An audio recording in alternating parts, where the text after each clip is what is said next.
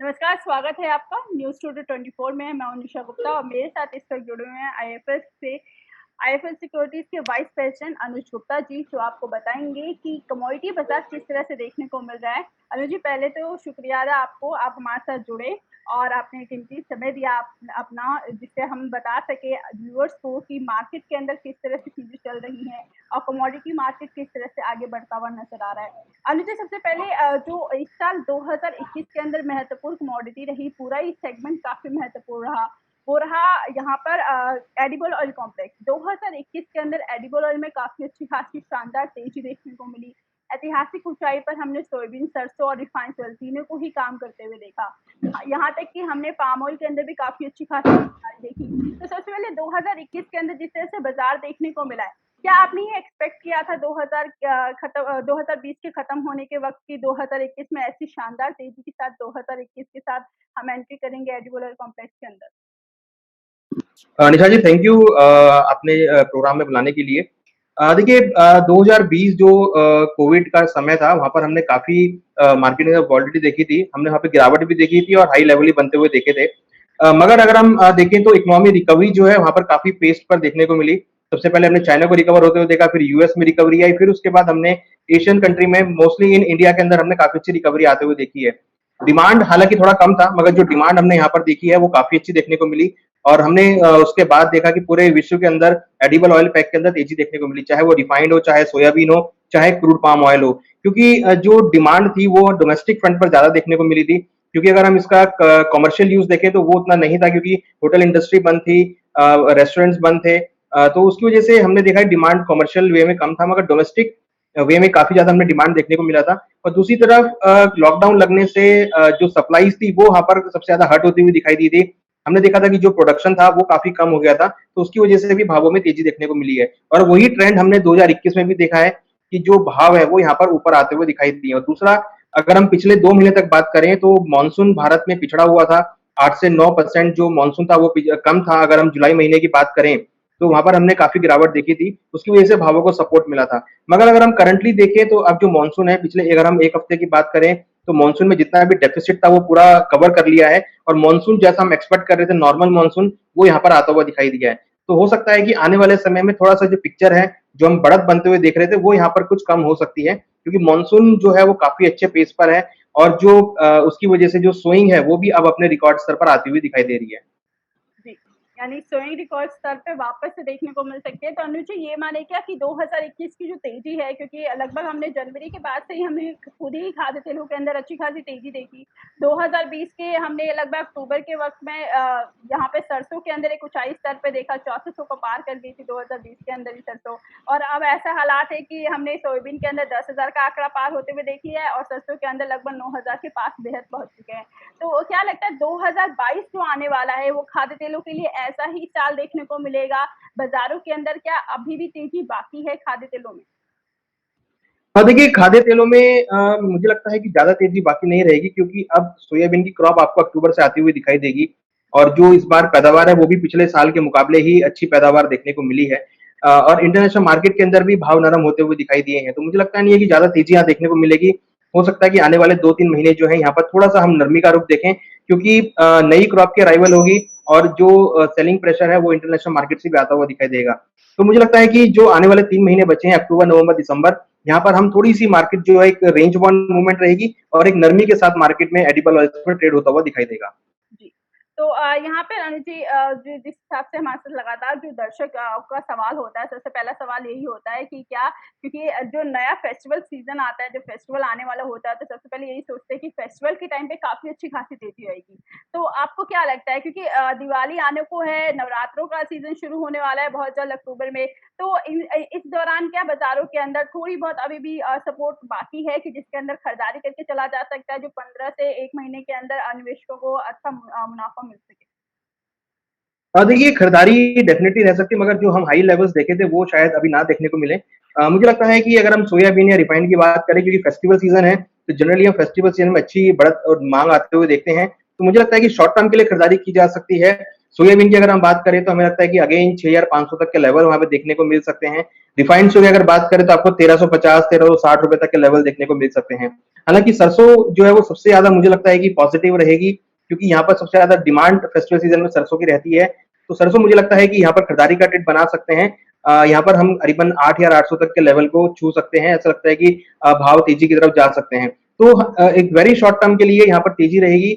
हमें लगता है कि आपको अगर 1 या डेढ़ महीने के हिसाब से ट्रेड लेना है तो ले सकते हैं। मगर अगर आपको बिकवाली का ट्रेड भी लेना है तो यहाँ पर आपको बिकवाली का ट्रेड हायर लेवल पर भी देखने को मिलेगा। जी, यानी ऊपरी स्तरों पर भी यहाँ पे बिकवाली देखने को मिल सकती है। थोड़ा-सा सपोर्ट यहाँ पर देखने को मिलेगा, लेकिन बहुत ज़्यादा अच्छी खासी तेज़ी की तरफ नहीं है बाज़ार। सबसे पहले एक छोटा-सा भी आपके लिए आपकी तरफ से मस्टर्ड सीड के अंदर जानना चाहेंगे अनुज जी, क्योंकि इस हफ्ते के अंदर मस्टर्ड सीड में काफ़ी ज़्यादा करेक्शन आई है और 8500 का लेवल देखने को मिल चुका है। हफ्ते का तीसरा ही कारोबारी दिन है। ओवरऑल इस हफ्ते के अंदर और पिछले कुछ दिनों से जो मस्टर्ड सीड के अंदर ऊँचाई स्तर हम देख रहे थे, वहाँ से एक थोड़ी-सी गिरावट आई है। तो क्या ये गिरावट कंट्रीब्यूशन में भी रहेगी? देखिए मस्टर्ड सीड में मुझे लगता नहीं कि ज़्यादा यहाँ पर नरमी देखने को मिलेगी, क्योंकि फेस्टिवल डिमांड काफ़ी आगे देखने को मिलेगा, और मस्टर्ड सीड की जो डिमांड हमने पहले भी जैसे भी डिस्कस किया कि मस्टर्ड सीड की डिमांड है वो आगे बढ़ती हुई दिखाई देगी, तो आपको सरसों के अंदर एक तेजी का ट्रेंड आता हुआ दिखाई देगा। फेस्टिवल में जनरली हम तेजी देखते हैं। मुझे लगता है कि सरसों में अगर थोड़ा डिप मिलता है नीचे करीबन 8 या 400 के आसपास तक, तो वह खरीदारी करके चलें, आपको दोबारा से 9,000 तक के लेवल सरसों में देखे जा सकते हैं। तो सरसों मुझे लगता है कि पूरे एडिबल ऑयल पैक में अगर खरीदारी का ट्रेड बनाना है थोड़ा लॉन्ग टर्म पर्सपेक्टिव से, तो सरसों के अंदर बनाया जा सकता है। अनुज एक और यहाँ पर जो देखने को मिल रहा है, क्योंकि काफ़ी इसको लेकर लोग जानना चाहते हैं, सितंबर वायदा और अक्टूबर वायदा, सोयाबीन के दोनों वायदों के अंदर काफ़ी ज़्यादा डिफरेंस यहाँ पर देखने को मिल रहा है। एनसीडीएक्स पर अगर हम देखें तो सोयाबीन जहाँ पर 8,000 के घरों में देखने को मिलती है हमें सितंबर वायदा में, वहीं अक्टूबर वायदा 6,000 के घरों में घुलता हुआ नजर आ रहा है। दोनों वायदों के अंदर बहुत ज़्यादा डिफरेंस है। उसके साथ ही नई फसलों की आवकें यहाँ पर सोयाबीन की शुरू हो चुकी है। इसका भी एक असर देखने को मिल रहा है। तो ये मान के चले कि अक्टूबर के महीने में सोयाबीन काफ़ी बड़ी करेक्शन भी लेकर आ सकता है। देखिए, ये जो डिफरेंस है ये इसलिए है क्योंकि अक्टूबर के महीने में नई क्रॉप की आवक होगी, तो उसकी वजह से जो प्राइस है वो डिस्काउंट पे चल रहे हैं।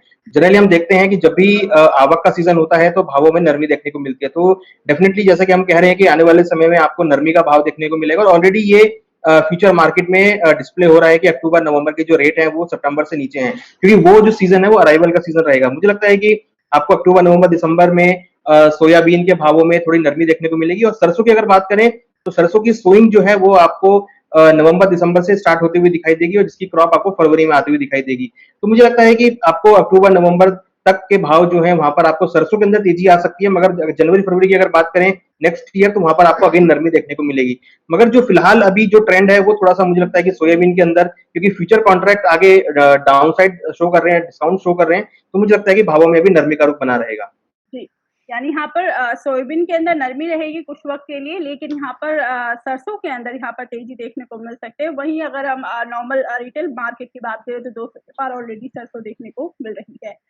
उसके साथ ही रिफाइंड ऑयल के बारे में जानना चाहेंगे, क्योंकि पिछले 1 से डेढ़ महीने के अंदर रिफाइंड ऑयल भी गिरावट की तरफ देखने को मिला। 1400 के ऊपर बाज़ार लगातार देखने को मिल रहा था। अब 1350 से लेकर 1400 के बीच में घूम रहे हैं बाज़ार। तो क्या यही लग रहा है कि 2021 की शुरुआत जब हुई थी तभी भी बाज़ार तेज़ी की तरफ थे, लेकिन उसके बाद जब से ये 1300 और 1400 के बीच में भी बाज़ार घूम रहे हैं, तो यही लग रहा है कि आने वाले 2-3 महीने भी इसी रेंज के अंदर यहाँ पर हम रिफाइंड ऑयल को काम करते हुए देख पाएँगे? देखिए फेस्टिवल डिमांड की वजह से हम खाद्य तेलों में तेजी देखेंगे, मगर ओवरऑल जैसे-जैसे नई क्रॉप स्टार्ट होगी, आवक मंडियों में आनी स्टार्ट होगी, तो भावों में नरमी देखने को मिलेगी। तो फिलहाल अभी तो आवक नहीं है, तो हो सकता है कि यहाँ से भाव जो है ऊपर में 1350, 1370 तक बाउंस बैक कर सकते हैं। तो वहाँ पर बिकवाली का जो है ट्रेड वहाँ पे लिया जा सकता है। तब तक मुझे लगता है कि अगर किसी को ट्रेड लेना है वेरी शॉर्ट टर्म के लिए 5 से 10 दिन के लिए, तो खरीदारी कर सकते हैं। 30 से 40 रुपए की तेजी यहाँ पर उनको मिल सकती है। और फिर उसके बाद जैसे-जैसे आवक स्टार्ट होगी, तो भाव नरम होते हुए दिखाई देंगे, तो मीन्स उनको हायर लेवल पे बिकवाली का मौका भी मिल सकता है। जी। अनुज खाद्य तेलों के अंदर तो तेज़ी हमने पूरे साल ही देखी और 2021 ने सारे ही रिकॉर्ड तोड़ दिए। ऑलरेडी कोरोना की महामारी से लोग परेशान ही थे कि यहाँ पर ऑलरेडी जॉबलेस यहाँ पर डाटा 2020-21 में बहुत ज़्यादा रहा। उसके बावजूद हमने महँगाई का तड़का जो तेलों ने लगाया है वो लगातार हमने पूरे साल ही देख लिया। लगभग सितंबर चल रहा है, महीने के आखिरी के साल के 3-4 महीने रह गए, उसके अंदर भी ऐसे ही लग रहा है कि पूरा ही साल ऐसे निकलने वाला है। और इस बीच में एक और कमोडिटी जो बहुत अच्छी खासी ग्रोथ करती हुई नज़र आई 2021 के अंदर, वो कैसे सीड रही, क्योंकि उत्पादन भी कहीं न कहीं कम होने की खबरें निकल कर आई थी कैसे सीड की, और यहाँ पर निर्यात माँग काफ़ी अच्छी रही। 6300 के ऊपर बाज़ार ट्रेड करता हुआ नज़र आ रहा है। आपकी तरफ से एक छोटा-सा व्यू कैसे सीड के बारे में जानना चाहेंगे, क्योंकि बाज़ार जिस तरह से कैसे सीड का लगातार हम देखते आए, 4000 एक वक़्त था, 4000 के नीचे कैसे सीड देखने को मिल रहा था, अब 6000 के ऊपर जा चुका है। आपकी तरफ से क्या लगता है, इसमें क्या रणनीति रहनी चाहिए और बाज़ार किस वजह से ये लगातार तेज़ी की तरफ बढ़ रहा है? देखिए बीच में जब लॉकडाउन लगा था तो बिल्कुल भी डिमांड नहीं थी, जहाँ पर हमने उसमें गिरावट देखी थी। अब जैसे-जैसे लॉकडाउन ओपन हुआ है तो जो उसकी एक्सपोर्ट डिमांड है, क्योंकि कैस्टर का जनरली हम मेडिसिन्स के अंदर यूज़ दे देखते हैं और फार्मा कंपनीज़ की तरफ से जो डिमांड है वो यहाँ पर देखने को मिली है। मुझे लगता है कि एक्सपोर्ट डिमांड की वजह से भावों को सपोर्ट मिला है और इस बार अगर हम देखें तो कैस्टर की जो प्रोडक्शन था वो पहले से 8 से 10% कम था। तो एक्सपोर्ट डिमांड और कम प्रोडक्शन होने की वजह से भावों में तेज़ी देखने को मिली है और हम देख रहे हैं कि आने वाले जो कॉन्ट्रैक्ट्स हैं, आने वाले जो महीने हैं, वहाँ पर अगेन हम अच्छी एक्सपोर्ट डिमांड आते हुए देखेंगे, क्योंकि जो लॉकडाउन है वो ओपन हो चुका है और जो एक्सपोर्ट है वो यहाँ पर अब बढ़ता हुआ दिख रहा है। तो उससे काफ़ी हद तक सपोर्ट कैस्टर को मिलेगा। मुझे लगता है कि यहाँ पर भी एक अच्छी अपॉर्च्युनिटी है खरीदारी करने के लिए। हम मान के चल रहे हैं कि कैस्टर के भाव आने वाले 2 या 3 महीने में आपको 7000 तक के लेवल को छू सकते हैं। तो कैस्टर के अंदर एक अच्छी अपॉर्च्युनिटी है खरीदारी का ट्रेड बनाने के लिए। जी, यानी इन दिनों अगर आपको कमोडिटी मार्केट में खरीदारी करनी है तो कैसे सीड बेहतर मुनाफ़ा आपको यहाँ पर दिलाता हुआ नज़र आ सकता है। ये कमोडिटी काफ़ी अच्छी-खासी शानदार तेज़ी के साथ 2021 के अंदर देखने को मिली है। अनुज जी, ओवरऑल जो पूरे ही एडिबल ऑयल कॉम्प्लेक्स की अगर हम बात करें, क्योंकि लो जो तेल हमने सरसों का ₹95 और ₹100 में देखा था, वो सीधा 200 और ₹205 हो चुके हैं कई जगहों पर। जिस हिसाब से ये तेज़ी देखने को मिली है, आम जनता को बिल्कुल परेशानी हुई, उपभोक्ताओं को काफ़ी यहाँ पर मुश्किलें हुई हैं। इस बीच में जो सरकार ने इतनी सारी तैयारियाँ की है, सरकार यहाँ पर इम्पोर्ट कम करने की कोशिश करने को लेकर लगातार किसानों से बोल रहा है कि इसके आयात हम ज़्यादा से ज़्यादा कम करें, इसलिए आप इसकी पैदावार करें। लेकिन यहाँ पर उसकी तरफ जाता हुआ नज़र आ नहीं रहा है, क्योंकि किसान अभी भी अगर हम हरियाणा के किसानों को देखें या फिर हम पंजाब के किसानों को देखें, तो उनका अभी भी जो सबसे बड़ा जो ग्रोथ करना चाहते हैं वो गेहूँ और ज़्यादा से ज़्यादा धान के अंदर ही देखने को मिल रहा है। तो आपको क्या लगता है, यहाँ पे किसानों को खाद्य तेलों को लेकर थोड़ा-सा और सक्रिय होने की ज़रूरत है? क्या सरकार यहाँ पर कहीं चूक रही है कि सरकार ऐसे मिशंस लागू करने के बावजूद भी किसान नहीं मान रहे हैं खाद्य तेलों की पैदावार बढ़ाने के लिए? देखिए सरकार ने अभी भी आपने सुना होगा एडिबल ऑयल का मिशन लॉन्च किया है, जी, जिसमें जो भारत को है खाद्य तेलों पर आत्मनिर्भर बनाने की बात है। तो डेफिनिटली मिशन यहाँ पे लॉन्च हो चुका है और उसकी तरफ काम जो है वो भी कार्यरत है। अगर हम देखें तो सोयाबीन में इस बार काफी अच्छे किसानों को रेट मिले हैं और इस बार हम मान के चल रहे हैं कि जब भी कमोडिटी में अच्छे रेट मिलते हैं तो जो किसान है वो उसकी तरफ शिफ्ट होते हुए दिखते हैं। तो हमें लगता है कि इस बार सोयाबीन की जो क्रॉप है वो काफी रिकॉर्ड स्तर पर आ सकती है, क्योंकि किसानों को अच्छे रेट मिले हैं और तो यहाँ पर वो सोयाबीन की क्रॉप को ही यहाँ पे प्रेफर दे रहे हैं। वो काफी जो किसान है वो सोयाबीन की तरफ भी यहाँ पर डाइवर्सिफाई हुए हैं। मुझे लगता है कि सोयाबीन में धीरे धीरे जो किसानों का रुझान है वो यहाँ बढ़ता हुआ दिखाई देगा।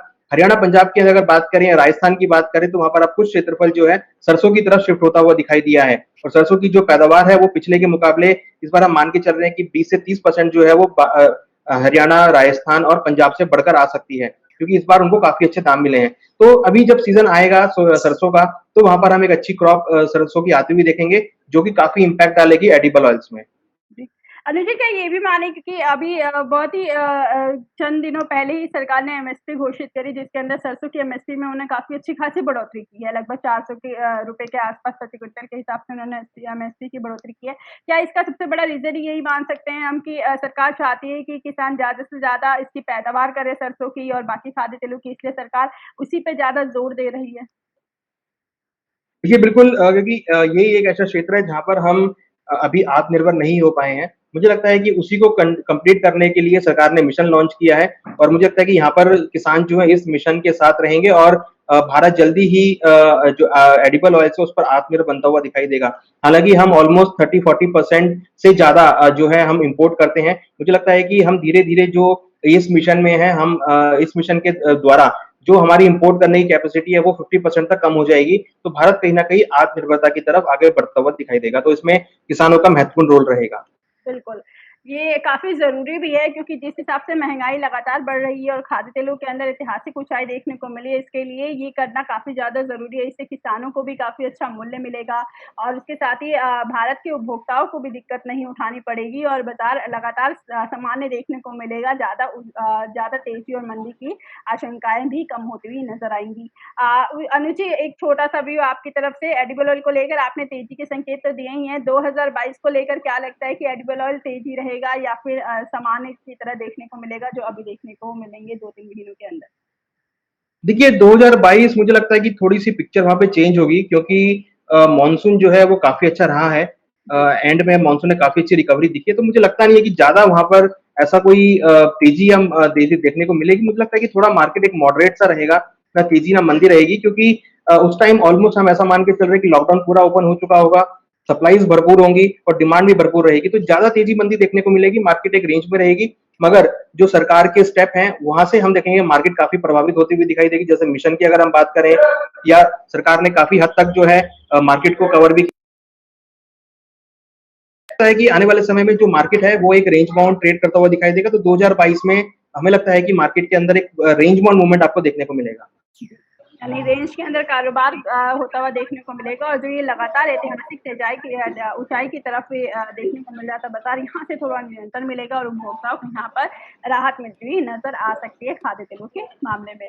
बहुत बहुत शुक्रिया अनुज जी, आप हमारे साथ जुड़े और तमाम जानकारियां जिस तरह से आपने दी और आपने कीमती समय निकाला आप न्यूज़ 24 के लिए, जिसमें आपने पूरे ही खाद्य तेलों के बारे में बताया, जिसमें यहाँ पर किसान जो हमारे साथ जुड़ेंगे उनके लिए भी काफी अच्छी खबर आपने यहाँ पे बताई, जिस हिसाब से आपने बताया कि यहाँ पर तेजी इतनी कम नहीं होने वाली, अभी भी तेजी के संकेत बनते हुए नजर आ रहे, जिससे किसानों को महत्वपूर्ण यही बात जाननी होती है किसानों को कि उनको भाव कितना अच्छा मिल सकता है। वही ट्रेडर्स भी हमारे साथ जो भी जुड़ेंगे उनके लिए भी यही सलाह रहेगी जिस हिसाब से अनुज जी बता रहे हैं कुछ दिनों के लिए तेजी और उसके बाद बाजार प्रोडक्शन होने की वजह से यहाँ पर थोड़ी बहुत नरमी देखने को मिलेगी, लेकिन ओवरऑल 2021 काफी अच्छा शानदार रिकवरी के साथ शानदार तेजी के साथ खाद्य तेलों का देखने को मिला है। आगे भी बाजार काफी अच्छी खासी तेजी की तरफ देखने को मिलने वाला है। अभी के लिए न्यूज़ 224 में बस इतना ही। आगे खबरें देखने के लिए देखते रहिए न्यूज़ 224।